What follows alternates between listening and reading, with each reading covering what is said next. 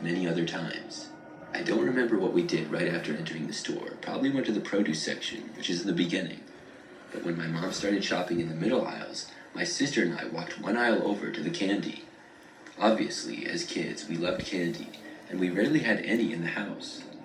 We would look at all the different kinds, and then pester our mom to get some. Even if she didn't get any, it was still more interesting for us kids to look at the candy than it was to look at all the other boring foods. So, as my mom shopped, my sister told her that her and I were going to look in the candy aisle. Because my sister was a little older, my mom would let her and I go out of her sight occasionally, as long as she knew where we were. The store at this time, which was probably like later in the morning, was pretty quiet. There were a few other people shopping, but not too many. So my sister and I started looking at all the cool candies that there was.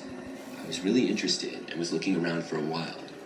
I know at one point, I looked up and my sister was no longer in the aisle with me. I figured that she was just in the next aisle over or looking at the candy on the ends. Either way, I stayed where I was and kept looking. Probably about a minute later, I saw somebody sort of enter the aisle out of the corner of my eye. Thinking it was my sister at first, I looked over, but it wasn't her. It was a grown man who was sort of heavy-set and short. He was wearing a clown nose, like the big red ones, and what appeared to be a clown wig. It was like a rainbow-colored afro. I thought this was really strange. The man's face was not painted like a clown at all, and he wasn't dressed funny. I don't remember what he was wearing exactly, but it was just